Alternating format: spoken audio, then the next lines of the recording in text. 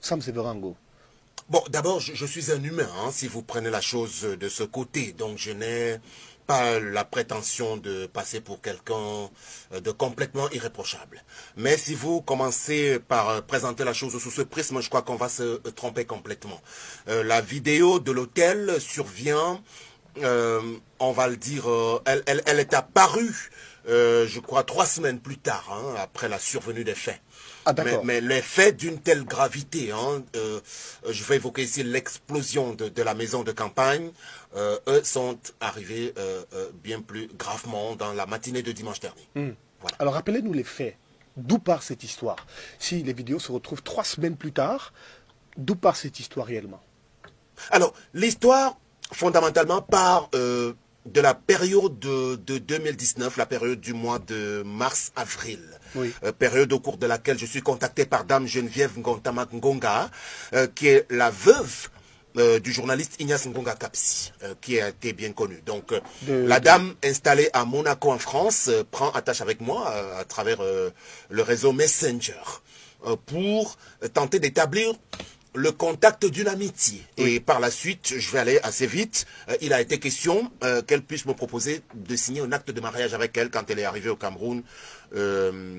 J'allais dire, en 2 semaines, en l'espace de 2 semaines, j'ai été embarqué dans une histoire que j'allais assez rapidement regretter. C'est ça le fond de l'histoire. C'est-à-dire que je viens de vivre 7 mois d'une relation tumultueuse, un enfer véritable sur terre. Vous pourriez aller demander les témoignages de quelques personnes qui étaient au courant, au cœur de cette relation, qui ne m'a jamais apporté la paix.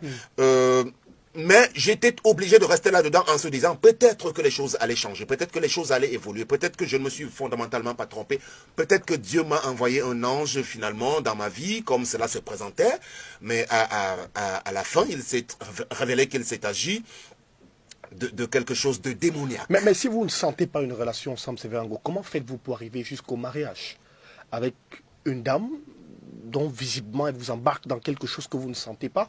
Comment vous faites pour vous retrouver à l'intérieur? C'était ça l'erreur, parce qu'en tant que chrétien catholique, même à la base, quand on va à l'église pour se marier, vous avez une période probatoire de 6 mois minimum, qui peut aller même jusqu'à 12 mois, c'est-à-dire qu'il faut prendre le temps de se connaître.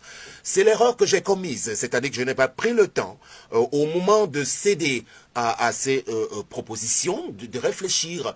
Et j'avais déjà la pression de la famille, j'avais déjà la pression de mes amis qui trouvaient que j'ai su longtemps rester dans le veuvage. Parce que dans mon premier mariage, rappelez-vous, j'avais perdu une jeune femme, ça faisait 10-11 ans.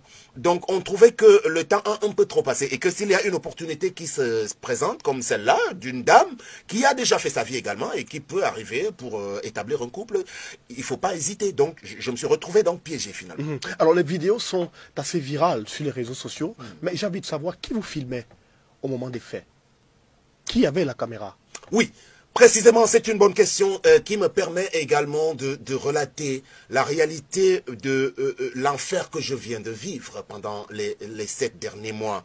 La dame était déjà préparée à réaliser son coup depuis le début. Donc, elle a un personnage avec qui elle travaille au Cameroun, un prénommé Serge, qui est l'orchestrateur de toutes les sales besognes. C'est le personnage qui, pendant des mois, m'a mis sous surveillance. Il y a eu des détectives qui ont été achetés. J'étais littéralement contrôlé, épié mes faits et gestes. La dame détient tout ce que j'ai eu à faire, même pendant qu'elle résidait à l'étranger. C'est-à-dire que je me suis retrouvé dans quelque chose qu'il était difficile de définir à la fin.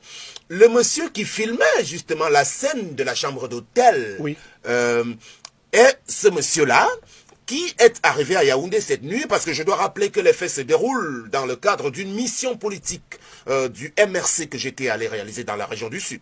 Oui. La dame, ne trouvant pas l'opportunité pour moi de me rendre à cette mission-là, a donc choisi de contacter le détective qui est sur place à Ebolova depuis des mois et qui est chèrement payé.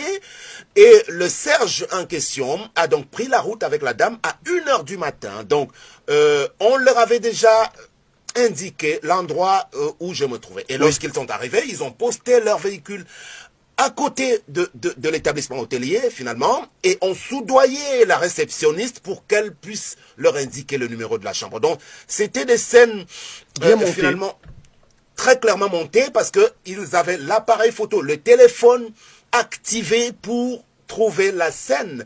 Et la scène, c'est quoi? Parce que l'acte sexuel n'a pas été consommé. Dans cet établissement-là, nous avons été, on va dire, rattrapés tout simplement en pleine causerie. Donc, l'image qui circule ne veut rien dire du tout. Ça ne voudrait rien dire, même en termes d'adultère, tel que vous l'avez présenté. Oui. Parce qu'il s'agit ici, finalement, simplement de quelque chose qui avait besoin d'être filmé et pour montrer que voici monsieur est en situation difficile. Mais à qui cela profite, Sam Severango? À qui profite une action comme celle-là? Est-ce que c'est à votre épouse ou alors c'est à certains adversaires politiques tapis dans l'ombre dans l'optique de vous déstabiliser? Alors, pour l'instant, les enquêtes se poursuivent, mais j'ai un ensemble d'éléments qui me permettent de raconter à la face du monde que finalement, je fais l'objet d'une machination depuis le début. Lorsque la dame rentre en contact avec moi, c'est à la période où j'étais très virulent sur les plateaux d'Afrique Média, rappelez-vous. C'est à cette période qu'elle me contacte, parce que c'est ça la vérité. J'étais devenu quelqu'un de particulièrement incontrôlable au Cameroun. Avec le caractère incisif de mes sorties. Allez-y, regardez encore sur la chaîne Afrique Média, je donne la source. À cette période-là, donc, elle pourrait avoir été infiltrée pour me contacter et me faire miroiter une certaine aisance financière dans une vie qui peut me permettre d'être à l'abri du besoin. Et lorsque, m'entraînant dans la réalité d'un couple, il s'est agi d'abord de me contrôler systématiquement, que je sois une personne qui ne peut pas aller plus loin que ça. Et maintenant, je commence à revoir certaines choses sur les prises de position de la dame. D'ailleurs, il y a quelques semaines, elle m'avait déjà demandé d'abord de quitter les rangs du MRC et qu'elle avait la possibilité de me permettre de rencontrer une très haute personnalité de la République avec le concours d'un président directeur général d'un groupe de presse de la place qui est proche également, j'allais dire, du pouvoir en place, que je n'avais rien à voir dans l'opposition radicale aujourd'hui. Et c'est pour cela d'ailleurs que le jour où elle débarque à Ebolova, à cet hôtel-là, moi j'étais dans le cadre d'une mission de type essentiellement politique. Vous pouvez demander au docteur Oko Apollinaire, qui est le responsable régional du MRC, qui a rencontré la dame au cœur de cette opération. Elle lui a simplement signifié que mon mari n'a pas besoin de se retrouver avec vous parce que cette affaire commence à nous embêter. C'est ça la vérité aujourd'hui que les Camerounais méritent d'entendre. Je suis depuis la survenue des événements, rappelez-vous, du poste de péage de Mengon, lorsque je décidais de faire rentrer l'opposition dans la région qui est présentée comme le bastion du RDPC, comme la région natale du chef de l'État, je suis systématiquement combattu. Oui. Je suis rejeté par les miens au point qu'aujourd'hui tout un village duquel je suis né est retourné contre moi parce que je suis finalement présenté comme quelqu'un qui a tourné le dos à sa terre natale. Alors Sam Severango, dans quel état d'esprit étiez-vous après avoir été découvert? Alors, on vous voit totalement inoffensif dans la vidéo, suffisamment, subissant des gifles, quelques agressions de la part de la dame, des railleries aussi. Alors, mais Sam Severango serait-il un homme battu ou alors victime de violences conjugales, comme on l'a appris ça et là? Bon, je ne voudrais pas rester sous le prisme, on va dire, du fait divers, hein, des affaires de type essentiellement privé. Hein. Oui. Donc, si je viens à votre plateforme, je souhaiterais qu'on reste vraiment sur des considérations qui sont davantage liées à mon statut de personnage public aujourd'hui. Parce que vous parlez de vie conjugale, il n'y a jamais eu de vie conjugale entre la dame et moi, véritablement. Elle a fait 3 apparitions. C'est-à-dire que depuis la signature de l'acte de mariage, elle est repartie une fois, elle est revenue une deuxième fois, et la 3e fois, c'est celle-ci. Donc, dire que je subis des violences, non. Je pense que mon attitude que vous évoquez est simplement une attitude de quelqu'un qui ne veut pas se retrouver en train de faire des esclandres, tout simplement. Parce que par ailleurs aussi, il a été révélé, hein, à la suite de quelques autres enquêtes, que la dame était quelque part déséquilibré.